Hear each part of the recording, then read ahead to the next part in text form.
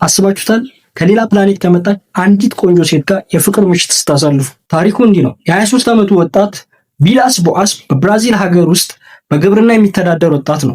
ጥቅምት 15 ቀን በ1957 ማታ እርሻውን ለማረስ ወጣ። ከውጭ ወጥቶም ትራክተሩን በማንቀሳቀስ እርሻውን ማረስ ሲጀምር አንድ የእንቁላል ቅርጽ ያለው ነገር ከፍተኛ ብርሃን እያበራ በፍጥነት ከሰማይ ሲወርድ አየ።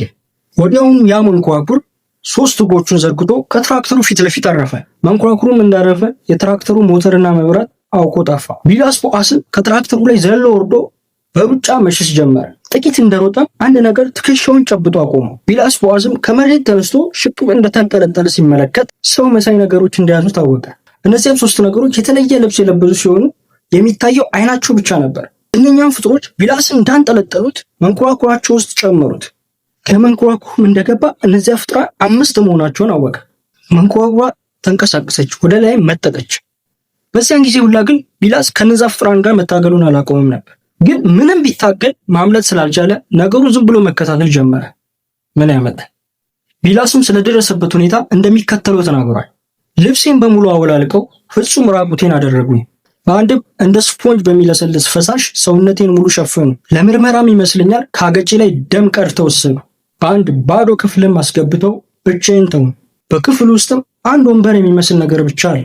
ክፍሉ ውስጥ እንደገባው ክፍሉ አንድ ግራጫ በሚመስል ኪስ ተሞላ። ኪሱ ክፍሉን እንደሞላ ነሰረ፣ እንደ ማቅለሽለሽም አደረገኝ። የማቅለሽለሽ ትግሉም ስለበዛብኝ ከክፍሉ ጠርዝ ተጠግቼ አስታወቅኩ። ሙልጭ ብሎ ወጣ።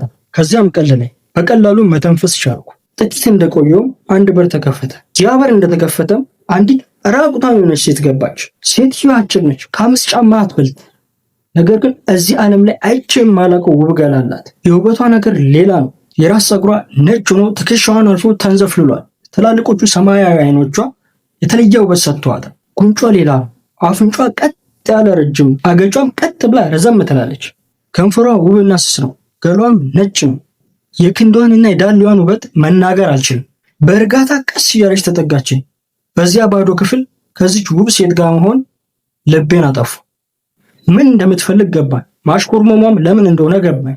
የነበረኝን ጭንቀትና ፍርሃት ሁሉ ረሳሁት። ያስኳት ፈገግ አለች።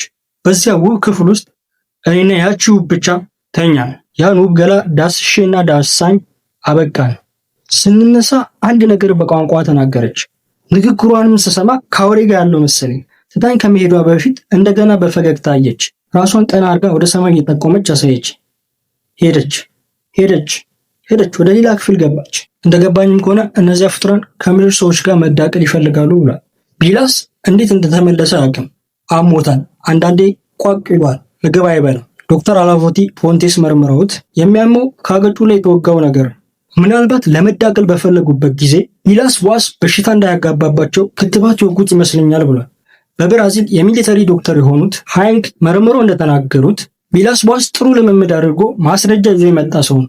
ቆዳው እየለሰለሰ ሄዷል። የደም ዝውውሩም አስደናቂ ሆኗል። ምናልባት የተሰጠው ነገር ከሰውነቱ እያለቀ በሄደ ጊዜ ቪላስ ቦአስ ይድናል ብሏል። አሁን በእኛ መድኃኒት እሱን ማከም አያስፈልግም። ምክንያቱም የእነሱና የእኛ መድኃኒት ሲደባለቅ መርዝ ሊፈጥር ይችላል የሚል ሀሳብ አለኝ። ስለዚህ መጨረሻውን እያዩ መጠበቅ ይሻላል ብሏል። እናንተ ስለነዚህ ዩፎ ስለተባሉ ፍጥረቶች ምን ታስባላችሁ?